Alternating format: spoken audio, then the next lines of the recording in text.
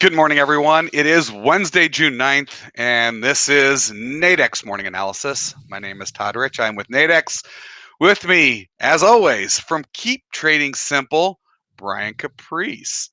Before Brian and I talk about some hot spots in the markets today, as well as getting ready for tomorrow, because we do have a busy week and there is going to be some volatility and some trading opportunity, I do need to share this disclaimer that trading involves risk and may not be appropriate for everyone, that any trading decisions you make are solely your responsibility and at your own risk. And this is an educational session. Please do not construe anything Brian or I say as a buy or sell recommendation. We are doing this for your education purposes. So with that, what are we going to be talking about today? And we've got quite a bit to talk about. Number one, we're going to talk about the Canadian dollar. We're going to look at the US dollar, Canadian dollar Forex pair. Why are we looking at that? That is because at 10 a.m. Eastern, we are the Bank of Canada is coming out with their interest rate decision, their interest rate policy. They're currently at 0.25%. No expectations that they're going to be moving rates. However, we're going to be looking and listening for what they have to say about how their economy is recovering and what implications that might have for any interest rate policies that they might have to change. That is probably going to be a glimpse of what's happening other places where the coronavirus is getting managed pretty well. So that what might happen as the Bank of England has to interpret that, as the U.S. has to interpret that, and interestingly enough, tomorrow morning the Eurozone, the European Central Bank, is going to be doing the same thing. So we're going to eventually talk about potential setups because that's going to happen before we go live tomorrow morning. We're also going to look at oil. Oil inventory report is today at 10:30. So what do we got today? We got the US dollar CAD at 10 a.m. Eastern with their interest rate decision. At 10:30 a.m., we got the oil inventory reports. Tomorrow morning, we got the European Central Bank looking at their interest rate policy. And then there's going to be the big number here in the US, which is the inflation numbers, 8:30 tomorrow morning, all Eastern. So we've got a lot happening in the next 24 hours. So let's get into it. Brian, I'm going to flip it over to you, and we could do either oil or CAD first. I'll let you choose, and then we'll take it from there. So many options. I know. I gave you choices. I know, right? You just tell me what to do. Yeah, so I guess it doesn't really necessarily matter either way. They're both kind of, somewhat linked today, and they'll be kind of, at least for the dollar CAD, we'll have the first bit of movement, and then there'll be kind of their press conference, and then oil will also typically help move that as well. So far, the markets are all kind of retracing back again. You can see overnight, the biggest mover right now is the euro dollar at 20 pips. Everything else is basically flat. Dollar CAD is down slightly. And again, it's kind of setting up in a pretty interesting statement, or a pretty interesting way. The statement is going to be very important today. We've seen the CAD. I mentioned it yesterday in the longer presentation. We've seen them talk about tapering. They were really the first nation to start talking about what tapering looks like. We'll see kind of what the language looks like today. I do not expect any type of rate hike. We're not quite at the rate hike stage yet. It's kind of the let's remove all the additional assistance and then they go to the rate hiking. But again, very important to see what they say. Now, what's interesting, and again, one of the nice things, let me make this a little bit bigger so you guys can see it. So I'm over on DailyFX now. I jumped across. It has some different tools. Like I said, every website has things that I love, things that I dislike. Here's one of the things I really, really like about DailyFX is they have the IG sentiment. Right now, we have 78% of people. And if you guys remember me talking, I do think we will come to some dollar strength. But I do think because the Canadian dollar is taking steps first, I do feel that they have the advantage right now. I feel like the UK and the Canadian dollar both have an advantageous position on the US dollar. 78% of people are net long. And that is a very high figure. Okay, only 22% are net short right now. And again, this is a daily chart. Again, you can swap it around, do some charting on DailyFX as well. What is this trend? This trend is down. So all these people that have been net long, these 78% of people that have been net long, I've been losing more money, more money, more money, more money. And now it's starting to flatten out, and probably people are getting even more on board the bullish train here. So it begs a difference. You can look at this and say, okay, so is it time to go long? Is there a reversal? And I would say right now, maybe on a grander scheme, yeah, maybe we're looking for buying opportunity. But on a short basis, when I flip it back over and I look at the dollar CAD, you can see that we've had some interesting kind of movement. Yesterday, I was hoping that we'd get that rally up, and I was hoping we'd get, and I drew the line. I wanted to be at the 121.32 before the release today because I wanted to find an area to get short. Unfortunately, the Europeans took over. We kind of flatlined, and once the Europeans they listened. They must have listened, right? They were like, "Oh, Brian wants to go short. Let's go short." Oh, then we're gonna bring it in front of them. Yeah. So we already got a bit of movement. It was decent. I mean, we're talking about 33 pips. Is that earth-shattering movement? No, the answer is not really. But it did already start to make a move. I wanted it a bit higher because it gave us more room to run, and it's running to some buyers right now. You may look at this and say, wait, there's a lot of different boxes down here. What do I do with this? How do I trade it? Right now, kind of I'd say the highest quality levels that are also been tested, we have this 121.32. We're currently sitting about 50 pips away. Okay.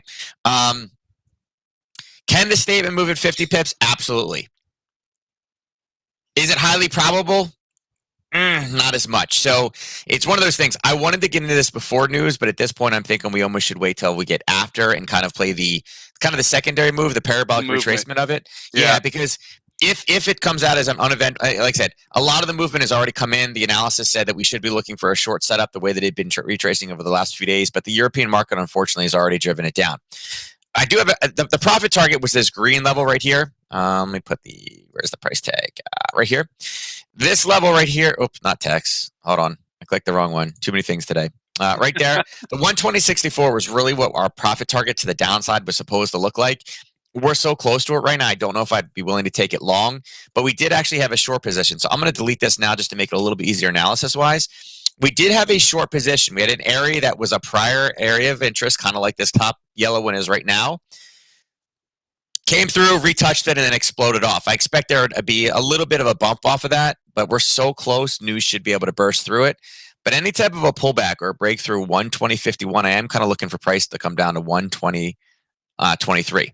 Now, this is how, if you're looking to get in before news, we do have about an hour and 10 minutes before it releases. We do have an area of interest above that we are starting to touch. So I would say right now, potential trade setups. And again, depending on, do your own analysis. Don't take it just because I said it. Again, remember, these are not trade recommendations. These are just analysis of what could happen.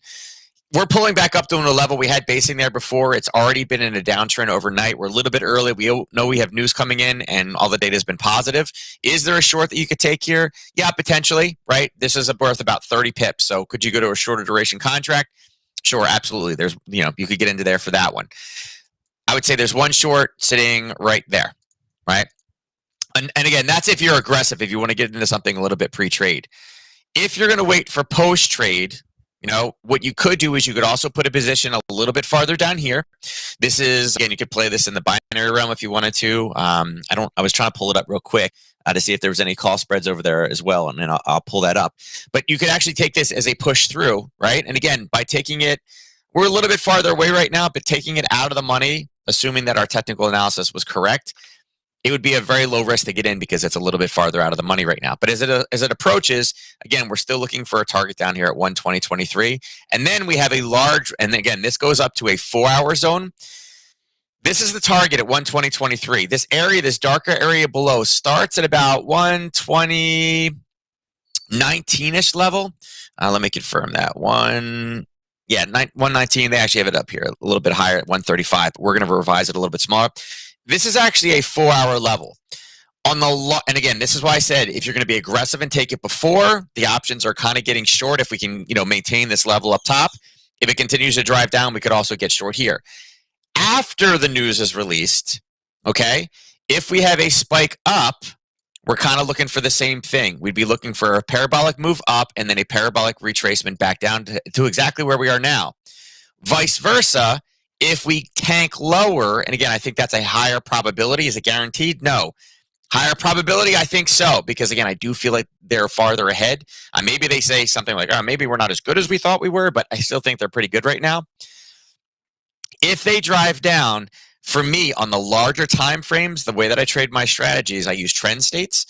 Right now, I have an uptrend setup, meaning I'm waiting for a good pullback, and that's on the daily and 4-hour time frames. Which for me, those are some of the best levels that my setups actually happen with.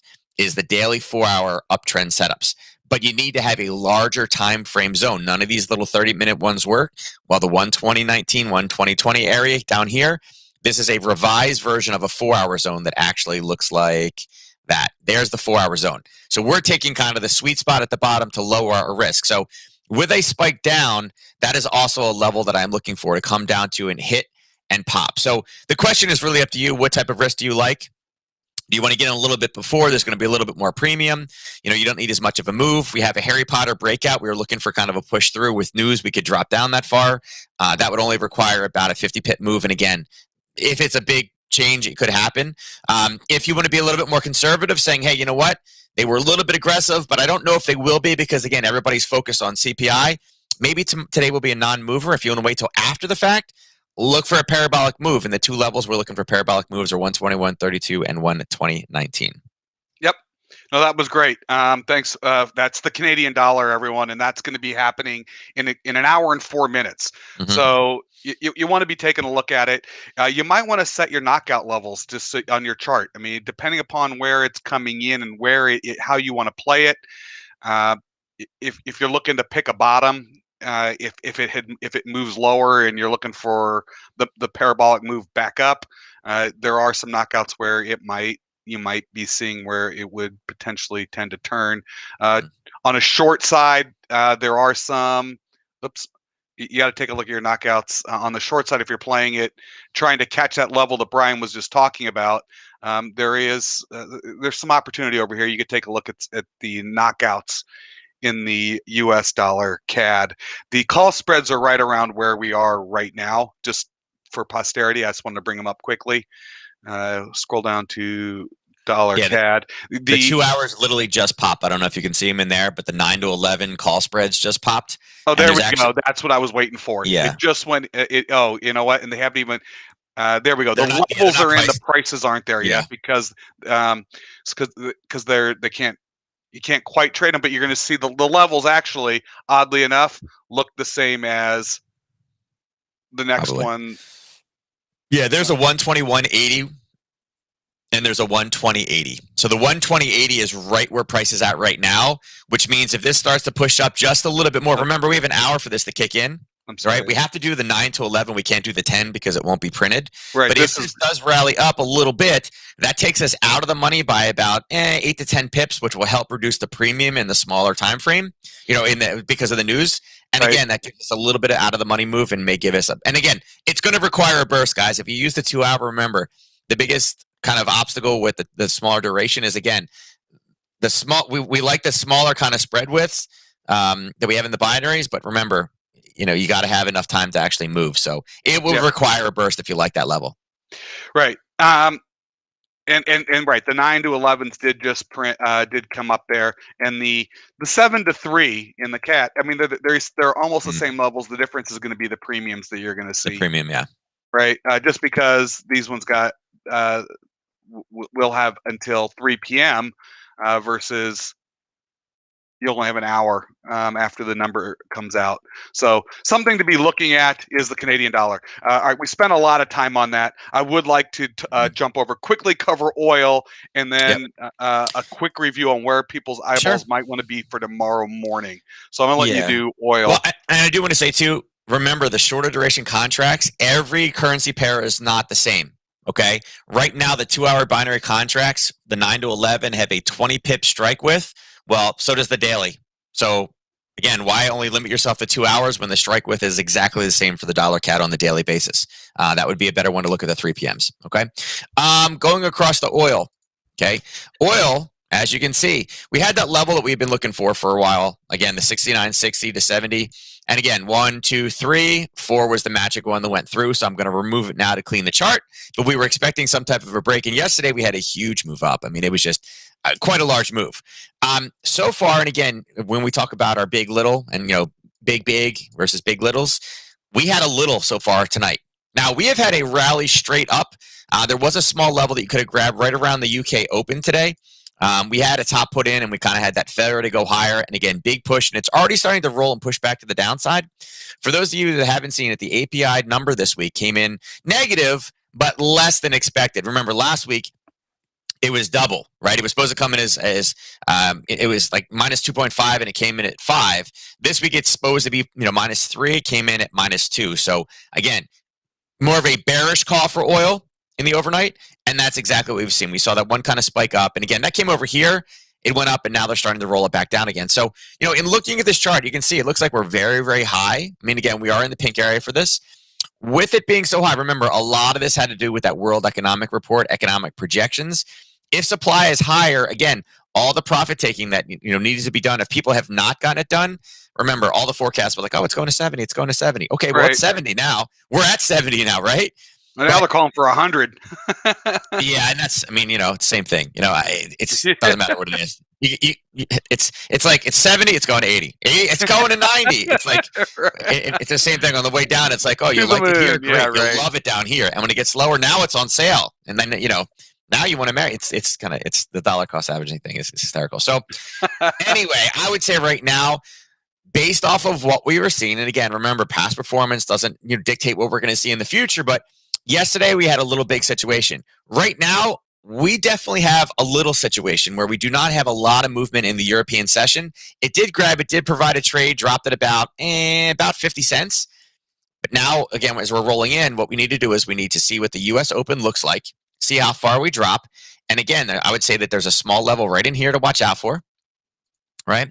Again, if we can drive into that level by that, and again, hold it at 9:30, look at it at 10 o'clock, see if we're still holding. This could be a launch point or kind of a fall point. And I would say as far as fall points go, you may say there's a hiccup here, but I can say overall, if this does turn bearish today, I wouldn't be surprised if we can get back down. I don't know. This is 69 even right here. But again, if this is a really bad number and we do fall and we do crash through this level, this is a break coming through of what, 69.94? Again, remember, we're going to hit 70, and it was like, yeah, we pulled back and grabbed 70 and went higher. Now it's becoming the opposite direction. Oh my God, we broke 70 to the downside. How low is it going to go? Right? Look out below. Yeah, and again, it spent so much time. We kind of ground, and then from basically June 2nd till now for a week, we've really been stuck in that kind of 70 to 68.50 or 60, really 68 to 70. So if you take the median of that area, we kind of go right back in the middle, right at that kind of that 69 mark. So, yeah. I would say right now, and again, I don't know what it's going to look like after the Open. Right now, it is looking like it wants to be more of a bearish type position today. The telltale sign is going to be when we go through the U.S. Open and to see if we base in this 69 level, the 69, right around the 70 level, right? We have what, 10 cents? Yeah, 6 plus, 6 minus on either side. See what we do here. And again, if we start breaking, look for pullbacks, and again, look for stabilization before the news release. Right, around 6 cents. So just so everyone knows, I mean, that's what we've got this morning. I just want to make sure everyone's clear on this. 10 a.m. Eastern is the Bank of Canada. 10:30 is the oil inventory report. So that's really where you might want to be looking, and that's in an hour and in an hour and a half. So hot spots in the markets for today. Now, let's just, if we could do this in 1 minute, tomorrow, 7:45 a.m. is the European Central Bank decision, and at 8:30 we've got U.S. inflation rates.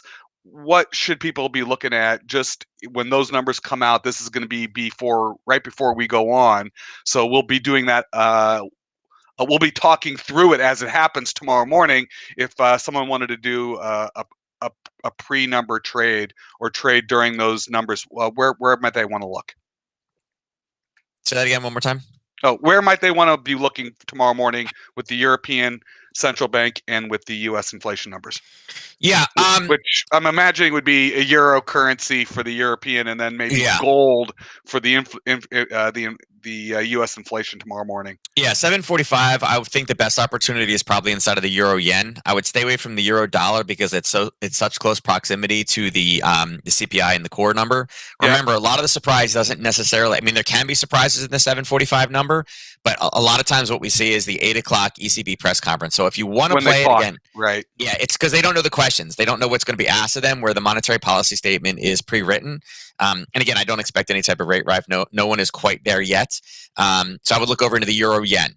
For the 8:30 CPI release, obviously, the things that I would look for, and this may sound strange because you're like, wait, but that's the dollar. I would say, again, it depends on what it does. But as I mentioned yesterday, we'll know what the monetary policy statement is. If it's a very weak policy statement for the euro, I'd be looking most likely to trade the euro dollar. But if these numbers come in and these numbers come in green, meaning we see more inflation, trade that versus the dollar. If they come in red, meaning the inflation was not quite as much there, then you immediately want to go over and look at the pound dollar because that's going to be a stronger situation. Gold you can trade, but just because we're seeing inflation, gold needs inflation and interest rate changes, and the dollar is kind of the same way. But if we see inflation that is higher, meaning that this is 0.5 or above 0.5 and above 0.6, then what you need to do is go over and start to look how to figure out how to short the overall indices. Because again, if there's more inflation there, they got to start. The market will probably start preparing, saying, "Hey, listen, when are we going to start putting some caps?" And as soon as they do that, that is overall a red kind of indicator for the indices. All right, perfect. I was trying to grab the there we go. The economic calendar helps if I put that out there correctly. So that if you're trying to track along with all the things that we just spoke about, let's do a quick little rundown. Today, 10 a.m. Bank of Canada. Today, 10:30 a.m. Oil inventory report. Tomorrow, 7:45 a.m. is the European Central Bank decision, but their press announcement is the meeting is 15 minutes later, so at 8 a.m. Eastern. 8:30 is U.S. inflation numbers. It's a lot. So things that you could be looking at again for tomorrow morning before we go live. You might want to take a look at as Brian mentioned, the euro yen and gold for the inflation numbers. So it's going to be some busy times to be certain. So yeah, you want to stay on your toes. There's a lot going on. All right, with that, let's see if I can figure this out here. Here we go, because we got so much going on. You got any questions for Nadex, please email us, customerservice@nadex.com. You got any questions for Brian, you can hit him up at support@keeptradingsimple.com. I think I just recapped everything that we actually spoke about. So again, for today, look at that US CAD 10 a.m. and oil at 10:30 a.m. all Eastern. We will oh, I wanted to, that's what I wanted to put up there. Hey, I finally got it right. All right, there we go. With that, want to wish everyone good luck in the markets. We will catch you again tomorrow. Thanks, everyone.